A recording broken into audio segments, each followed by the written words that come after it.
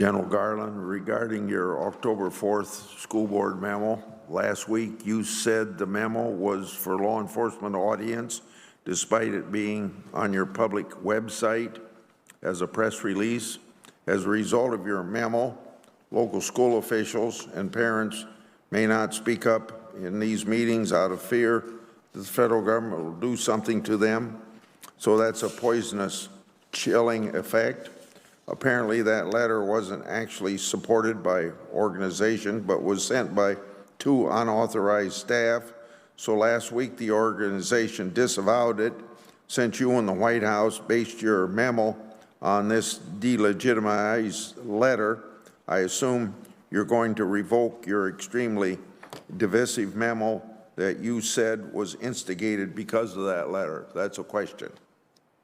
Senator, the memo, which referred to as one page, it responds to concerns about violence, threats of violence, other criminal conduct. That's all it's about. And all it asks is for federal law enforcement to consult with, meet with local law enforcement to assess the circumstances, to strategize about what may or may not be necessary, to provide federal assistance if it is necessary. Presumably, you wrote the memo because of the letter. The letter is disavowed now. So you're going to keep your memo going anyway, right? Is that what you're telling me? Senator, I have the letter from NSBA that you're referring to. It apologizes for language in the letter, but it continues its concern about the safety of school officials and school staff. The language in the letter that they disavow is language was never included in my memo and never would have been. I did not adopt every concern that they had in their letter. I adopted only the concern about violence and threats of violence, and that hasn't changed. Who in the Justice Department was responsible for drafting your polarizing October 4th memo? I signed the memo, and I worked on the memo. The press release accompanying your memo mentions that the National Security Division will get involved in school board investigations.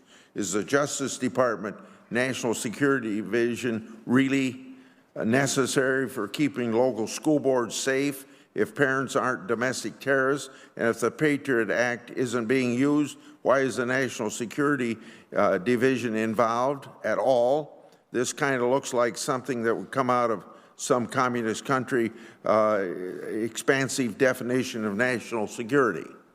The memo is only about violence and threats of violence. It makes absolutely clear in the first paragraph that spirited debate about policy matters is protected under our Constitution.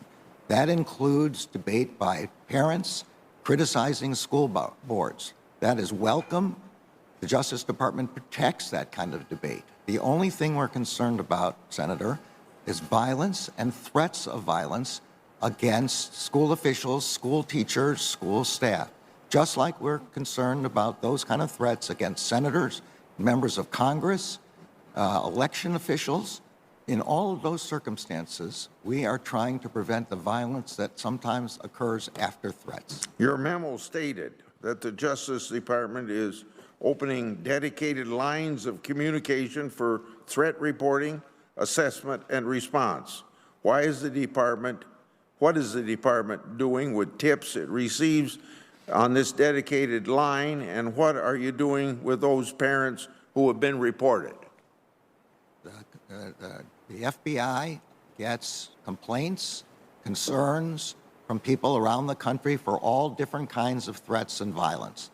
That's what this is about, a place where people who feel that they've been threatened with violence can report that. These are then assessed, and they are only pursued if, consistent with the First Amendment, we have a true threat that violates federal statutes or that needs to be referred to a state or local government, federal agency, local law enforcement agency for their assistance. On the other hand, are there criminal investigations being opened for instances where school officials are trying to assess private data of parents with opposing views on critical race theory? I don't know about that, but the Justice Department certainly does not believe that anybody's personal information should be accessed in that way. If there's a federal offense involved or a state or local offense involved, then of course those should be reported.